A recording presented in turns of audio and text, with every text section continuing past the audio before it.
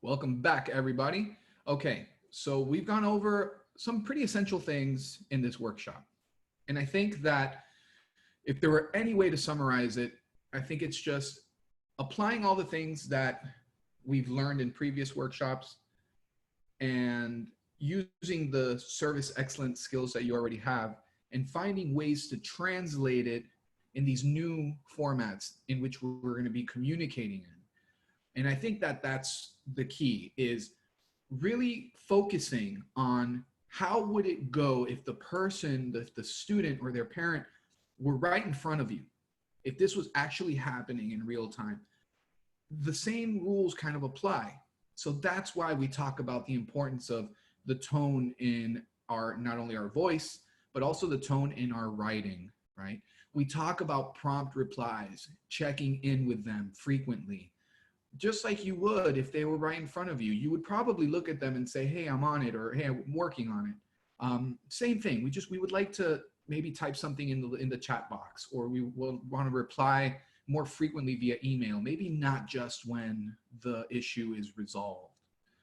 We want to be able to communicate all the different ways in which the college is handling this transition. We want to take ownership of that. We want to take pride in that, and we want that pride to be projected onto the student. It'll make them feel so much more comfortable and much more safe in a way, right? That they know that this part of their life, the educational part of their life, is being handled, and it's being handled well. So on that note, before we end, I just wanted to go over some examples of what certain companies are doing. I had Jose Rodriguez from CIOL shared a great story with me with his experience with Hilton. I have something that I went through with Guitar Center, which I know is kind of a random example, but I'll get into that in a second. So let me go ahead and share my screen.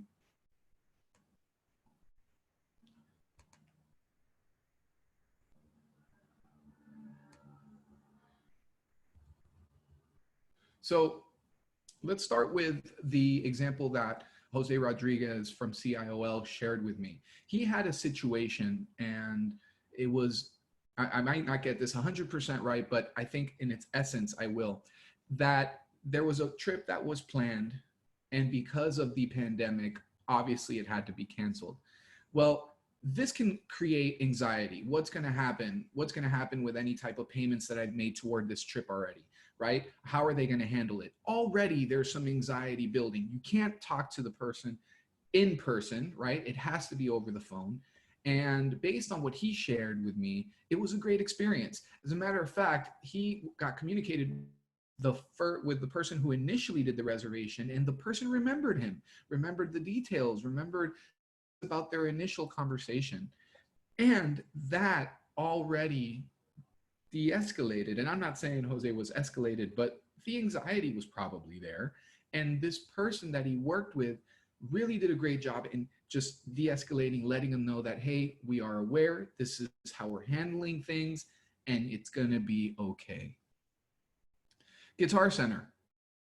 There's a very interesting dynamic, especially with musicians. Musicians, if you're a musician, you might understand what I'm saying, where, you know, this level of communication and excellent service is not something that comes very natural to us. And a lot of people that work for Guitar Center are in fact musicians. So in the past, when I've had any type of issue with Guitar Center, it's been kind of cold, very cold transactions. And they've been actually via chat. It hasn't been in the store.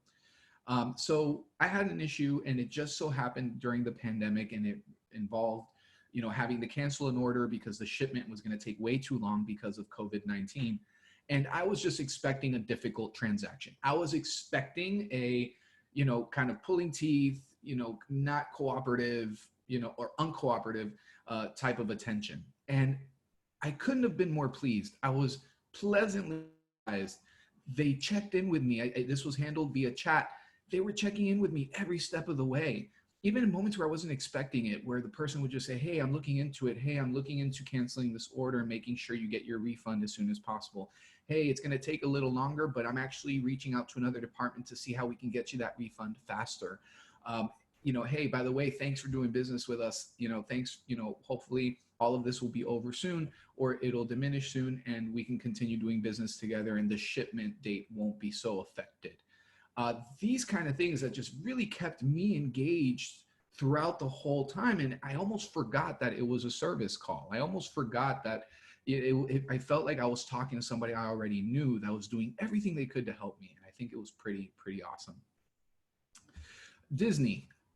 Disney, we know that we talked about Disney before. If you've been in the 7 Keys to the Magic Kingdom workshop, you know that we are a fan of how Disney does things in certain departments. And their service department is always stellar. What have they done now with this pandemic? Well, it turns out that the weekend in which the quarantine started was the weekend that they were going to release this movie called Onward. And it was supposed to be a hit. Well, it is a hit. It's a great movie, but people couldn't go to the movies to watch it. So they went straight and didn't even think twice about it and just went straight to Disney Plus for people to enjoy. And on top of that, they are doing a great job in keeping in touch, not only with current annual pass holders, but former annual pass holders, former visitors, people who have had any connection to Disney at any point in time. Disney's checking in with them, letting them know that, hey, we're still going to be here. Things are going to be okay. We're going to be fine. Okay, let's just get through this and we will be right here waiting for you. And I think that that level of comfort is what's needed. It's the whole concept I was talking about, that, hey, by the way, we're all going through this. We're all experiencing this for the first time collectively. We totally get it. On our end, we are fine.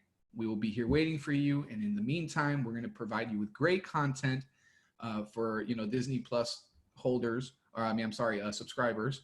And we're going to do everything we can in the meantime. And they even started every night.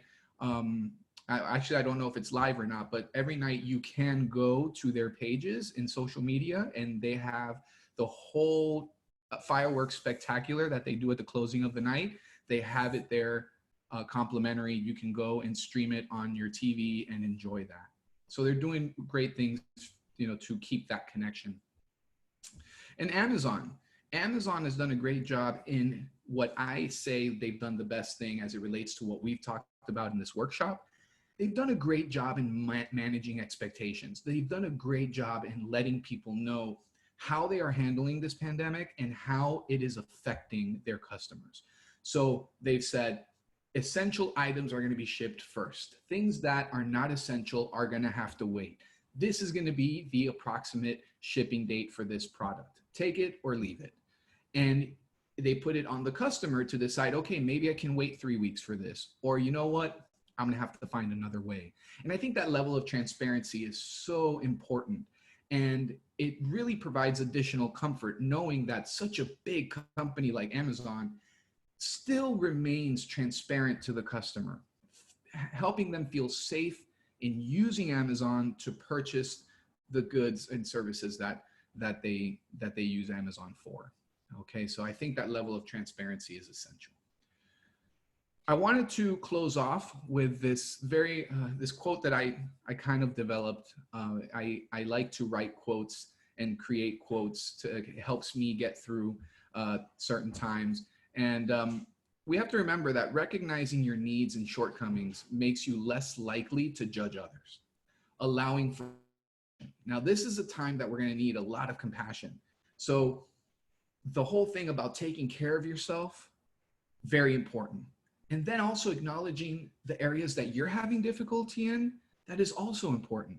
Because when you realize that you yourself are and you have these factors, you're not going to be so harsh on others. So when you get that student that is extremely anxious and is being a little bit difficult to work with, you can come from a place of empathy in a much easier and natural and organic way. Okay, and it's going to allow for compassion. Okay, so guys, I thank you so much. I have enjoyed this process. I hope that as you're receiving this and watching this, that you have also enjoyed it. I look forward to doing this again, and hopefully soon we can be in a room together again and do these workshops live. But in the meantime, this isn't so bad. So once again, thank you so much, and hopefully I'll see you soon.